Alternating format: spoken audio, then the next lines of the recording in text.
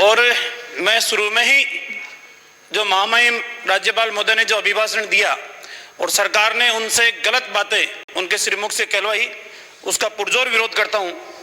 और सभापति महोदय, मैं अपनी बात शुरू करूं कि इन्होंने 2019 के अंदर जो पहला बजट पेश किया था, उस बजट के अंदर एक बात इन्होंने कही थी कि हमारी सरकार का विचार और व्यवहार है कि हम ट्रस्टीशिप, सामाजिक समरसता, कमजोर वर्ग का कल्याण, सुशासन, शांति और अहिंसा।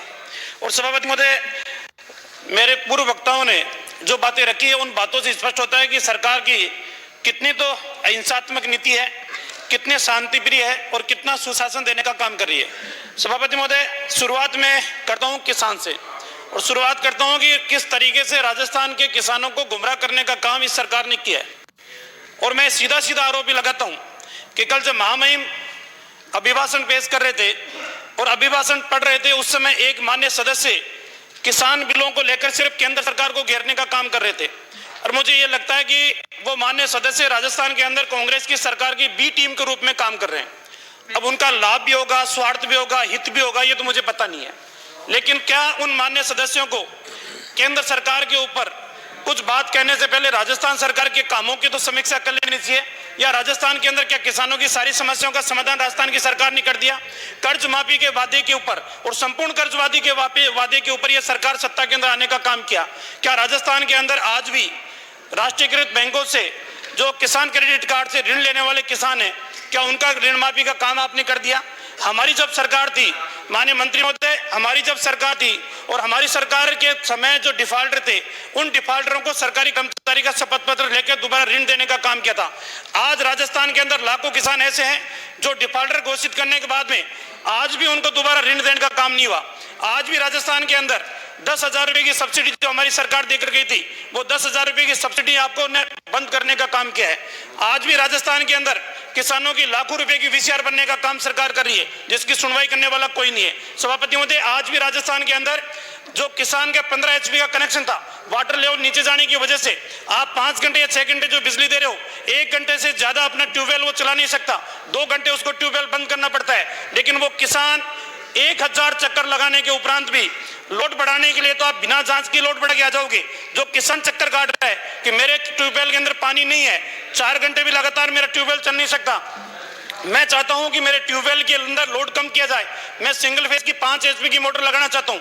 आपकी सरकार एक भी किसान को लोड कम करने की अनुमति नहीं देती, लोड बढ़ाने की अनुमति जरूर देती है। और आप कह रहे हो कि हमारी सरकार वादा करके आई थी कि हम बिजली के दरों के अंदर वृद्धि करने का काम नहीं करेंगे। लेकिन सभापति महोदय, राजस्थान के अंदर ये दोहरा मापदंड, अजमेर डिस्कॉम के अंदर 2 माह से बिल आते हैं, आपके सिक्कर के अंदर भी 2 माह से बिल आते हैं। तो फूफा जी, आपने तो अपना हित साध लिया, अजमेर डिस्कॉम के अंदर 2 महीने से बिल ले रहे हो, लेकिन ससुराल वालों ने क्या गलती की थी? उनके हर महीने बिल दे रहे हैं।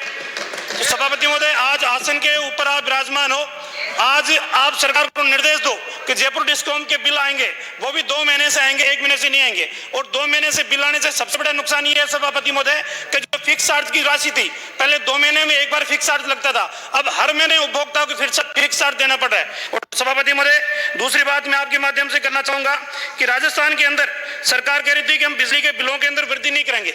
इनके आंकड़े में लेके आया हूं सभापति महोदय, 2018 में 0 से 50 यूनिट खर्च करने पर 3 रुपए 85 पैसे पर यूनिट, अब 2020 के अंदर 4 रुपए 75 पैसे पर यूनिट। 2018 के अंदर फिक्स चार्ज 50 यूनिट तक 100 रुपए, अब सरकार ले रही है 125 रुपए। 51 यूनिट से लेकर 150 यूनिट, प्रति यूनिट 6 रुपए 10 पैसे, अब इन्होंने कर दिया 6 रुपए 50 पैसे। पहले फिक्स चार्ज लेती थी 200 रुपए, अब फिक्स चार्ज है 230 रुपए। 300 यूनिट से 500 यूनिट, पहले 2018 में 6 रुपए 70 पैसे, अब वर्तमान में ले रहे हैं 7 रुपए 65 पैसे। 2018 में फिक्स चार्ज था 265 रुपए, अब सरकार वसूल कर रही है 345 रुपए। और इसी तरीके से वाणिज्य कॉमर्शियल के अंदर भी सभापति महोदय आप देखोगे कि 100 यूनिट तक पहले प्रति यूनिट 7 रुपए 55 पैसे वसूल किए जाते थे, अब वसूल कर रहे हैं फिक्स चार्ज पहले 230 रुपए थे, अब इस फिक्स चार्ज को बढ़ा के कर दिए 300 रुपए। पहले 100 यूनिट से लेकर 200 यूनिट के बीच में 8 रुपए प्रति यूनिट की लिए जाते थे, फिक्स चार्ज था 230 रुपए, अब 8 रुपए 50 पैसे। और माननीय उपनेता महोदय, अगर सदन की परंपराओं का वेलना करेंगे, वक्ता के और आसन के बीच में से अगर क्रॉस करेंगे, ये वक्ता का रिश्ता आप अभी भी दोबारा क्रॉस करके आए माननीय उपनेता महोदय। ये क्रॉस करना ही कहते हैं, इसको क्रॉस करना ही कहते हैं। आप सीखो आपसे वरिष्ठ लोगों से। और सभापति महोदय, आपने जिंदगी में हमेशा क्रॉस ही किया, इसलिए क्रॉस की डेफिनेशन आपको दूसरे लिहाज से मैं अधिकांश मामलों में आपसे पीछे हूं। और सभापति महोदय, 500 यूनिट तक पहले 8 रुपए 80 पैसे पर यूनिट के हिसाब से। माननीय सभापति महोदय, मैं प्रस्ताव करता हूं कि सदन का समय 7 बजे तक के लिए बढ़ा दिया जाए। सदन का समय 7 बजे तक बढ़ाया जाए। सदन का समय 7 बजे तक बढ़ाया गया। और सभापति महोदय, पहले 500 यूनिट तक 8 रुपए 80 पैसे पर यूनिट के चार्जेस होते थे, फिक्स चार्ज 300 रुपए। अब सरकार ने 2020 के अंदर कर दिए 8 रुपए 95 पैसे और फिक्स चार्ज कर दिए 460 रुपए। सभापति महोदय, सरकार कहती है कि हम 1 पैसा भी बिजली के दरों के अंदर वृद्धि नहीं करेंगे। ये आंकड़ों के साथ मैं बता रहा हूं कि सरकार ने पिछले 2 सालों के अंदर कितनी बिजली के बिलों के अंदर वृद्धि करने का काम किया है। और सभापति महोदय, अभी बात आई कि किसान की। सभापति महोदय, ये बड़ी बड़ी बातें तो करते हैं। आपने राजस्थान के अंदर 1 बोरी भी अगर बाजरे की एमएसपी के ऊपर खरीदी हो तो बता दें। राजस्थान के किसान जो बॉर्डर के लगते हुए हैं, चाहे वो झुंझुनू के हो, चाहे वो चूरू के हो, चाहे गंगानगर के हो, चाहे हनुमानगढ़ के हो, सारे के सारे किसान हरियाणा के अंदर जाके एमएसपी के ऊपर बाजरा बेच कर आने का काम किया था। लेकिन राजस्थान की सरकार ने 1 बोरी भी एमएसपी के ऊपर बाजरे की खरीद नहीं की। जब केंद्र सरकार ने कहा था कि आप हमारे को अनुशंसा पत्र भेज दो, हम आपको परमिशन देंगे, लेकिन उसके बावजूद भी आपकी नीयत ठीक नहीं थी और 1 बोरी भी बाजरा की खरीद नहीं की। और सभापति महोदय, आपको तो पता है, सीकर के अंदर नकली बाजरे का बीज किसानों को देकर और उनको नुकसान करने का काम भी सरकार ने किया है। उसको कभी किसान माफ करने वाला नहीं है। और सभापति महोदय, आपके माध्यम से मैं निवेदन करना चाहूंगा कि राजस्थान की सरकार ने जब पहला बजट पेश किया तो उसमें कहा था कि हम 1000 करोड़ रुपए के कृषक कल्याण कोष की बनाने की घोषणा करते हैं। क्या बन गया क्या 1000 करोड़ का कृषक कल्याण कोष?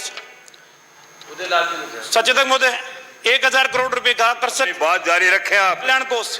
और सभापति महोदय, सिर्फ और सिर्फ गुमराह करने का काम हमारी सरकार थी। वो कृषि विपणन बोर्ड के माध्यम से हजारों किलोमीटर सड़कें बनाने का काम की थी किसान पथ के नाम पे। इस सरकार ने 2 साल के अंदर किसान पथ के नाम पर 1 किलोमीटर सड़क बनाने का काम नहीं किया। ये कहां किसानों का भला करने का काम करेंगे?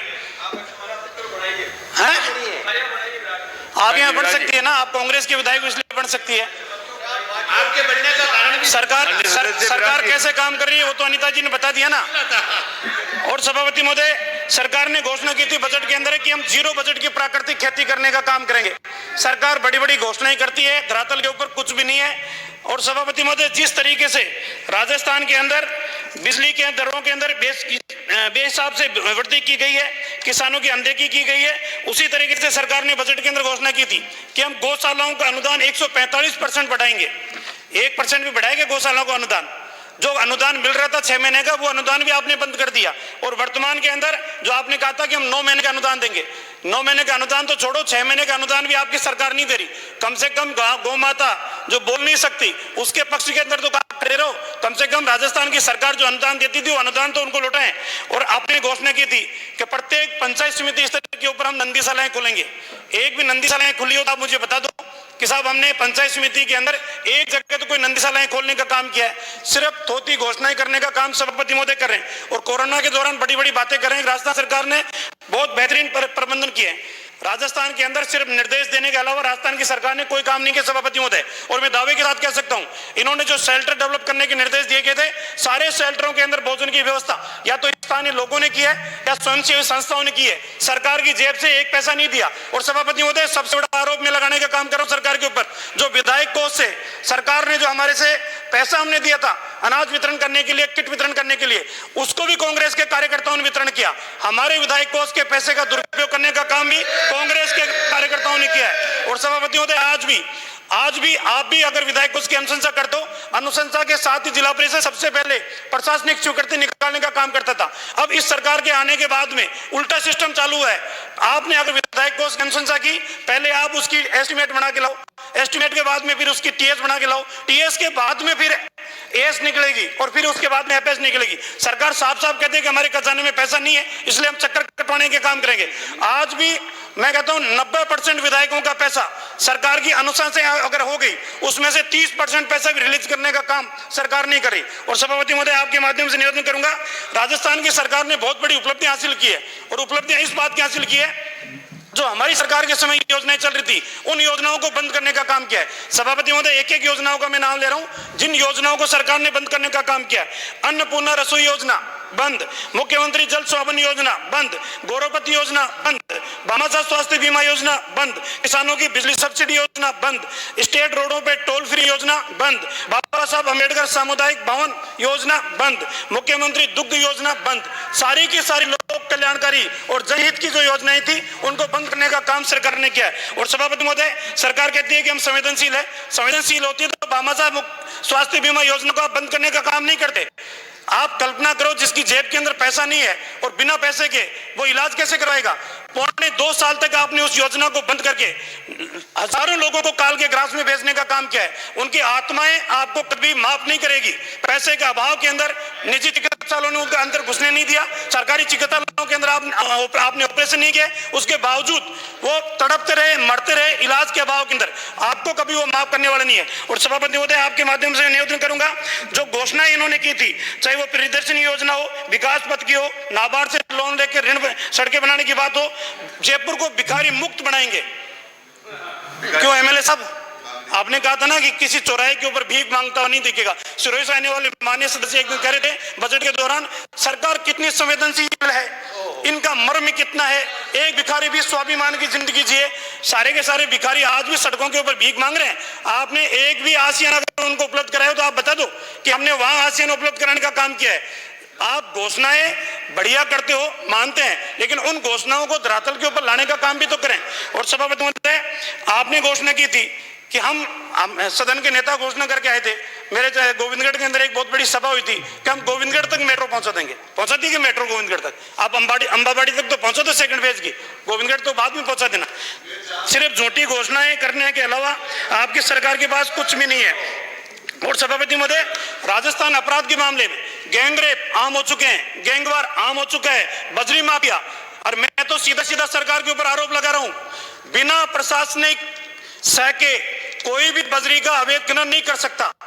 एक पैसा फूटी कोड़ी राज्य के राजस्व के अंदर आ नहीं रही, और उसके बाद में प्रतिदिन हजारों ट्रक अवैध बजरी के खनन के हो रहे हैं। रात के समय सारे के सारे प्रशासनिक अधिकारी, चाहे नीचे के लगा हुआ हो चाहे पुलिस महकमे के अंदर हो, ट्रक और टैंगिए ट्रक गिनने का काम करते हैं।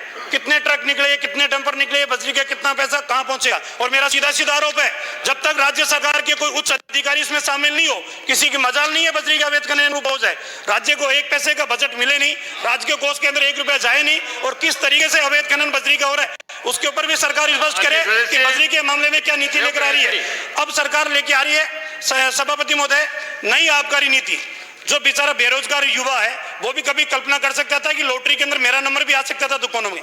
सरकार कह रही है कि एक भी दुकान की संख्या नहीं बढ़ाएंगे, लेकिन नई आबकारी नीति लेके आएंगे। क्या करोगे आबकारी नीति के अंदर? हम बोली लगाएंगे, ऑक्शन करेंगे, जो ज्यादा पैसे देगा उसको दुकान छोड़ने का काम करेंगे। राजस्थान के अंदर इस शराब माफिया को पनपाने वाली नीति आप लेके आ रहे हो चंद पैसों के लिए। क्यों गरीब आदमी जो आशा और उम्मीद ये कर सकता है कि लॉटरी में मेरा नंबर भी आ सकता है, उस युवा के सपनों को ऊपर कुटाराघात करने का काम सरकार कर रही है। इसलिए सभापति महोदय, मेरा निवेदन आपसे, नई आबकारी नीति का मैं घोर विरोध करता हूं और आशा और उम्मीद करता हूं कि आने वाले समय में चंद पैसों के चक्कर के अंदर राजस्थान के अंदर उस माफिया को आप पनपाने का काम करोगे जो गैंगवार से राजस्थान जूझ रहा है। आने वाले समय के अंदर इन माफियाओं से राजस्थान को और जूझना पड़ेगा। और सभापति महोदय, महिला अपराध के बारे में तो मेरे पूर्व वक्ता बहुत कह चुके, मुझे कुछ ज्यादा कहने की आवश्यकता नहीं है। राजस्थान पहले नंबर पे महिला अपराध के अंदर पहुंच चुका है। राजस्थान के अंदर लॉकडाउन के दौरान भी 2020 के अंदर 1700 हत्याएं हुई है। ये 1700 हत्याएं कम नहीं होती है, और लॉकडाउन के बाद में जिन परिस्थितियों में आत्महत्या हो रही है, एक बार सरकार आंकड़े दिखा ले कितनी आत्महत्याएं पिछले दिनों के अंदर हुई है। सामाजिक तनाव, सुबह उपनेता जो कह रहे थे वो बिल्कुल सही है सभापति महोदय। चंद स्वार्थ की वजह से अधिक मूल्य के अंदर पैसा लेके और जो ब्याज का काम करने वाले लोग हैं सबसे ज्यादा उनसे पीड़ित है। सरकार को तत्काल चाहिए उसके ऊपर कानून बनाने का काम करें। और सभापति महोदय, आपको किसने कहा था कि वोट मांगने के लिए बड़ी बड़ी घोषणाएं करो? राजस्थान के अंदर संविदा कर्मियों के साथ में जिस तरीके का व्यवहार कर रहे हो, वो सबको पता है। सभापति महोदय, जिस तरीके से मनरेगा में 60,000, विद्यार्थी मित्र 24,000, पंचायत सहायक 27,000, पेराटी चर्च 15,000, फार्मासिस्ट 1500, एनआरएचएम 4,500, प्रेरक 1750, जनता जल योजना 10,000, आंगनबाड़ी कार्यकर्ता 62,000, आशा सहयोगिनी 58,000, सहायिका 56,000। ये आपके संविदा कर्मी है। फौजीवाड़ा प्रिविलेज तो दो। सभापति महोदय, फौजीवाड़ा। सभापति महोदय 2 मिनट। सभापति महोदय, मैं कहूंगा आज भी राजस्थान के अभी तो सभापति महोदय मेरा लिखा हुआ 15 मिनट, अभी तो मेरी 9 मिनट हुई है। सभापति महोदय, सभापति महोदय 1 मिनट आगे बेटा।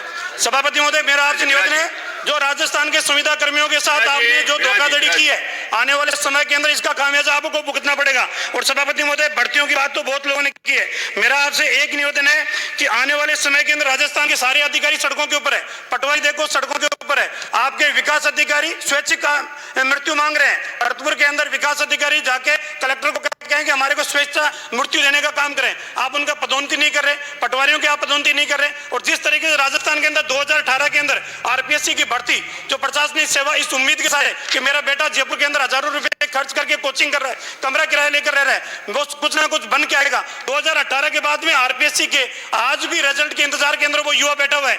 2019 की भर्ती आपने निकाली नहीं, 2020 की भर्ती आपने निकाली नहीं, क्यों नहीं आरपीएससी से राजस्थान प्रशासनिक सेवा की भर्ती आप निकालने का काम करो।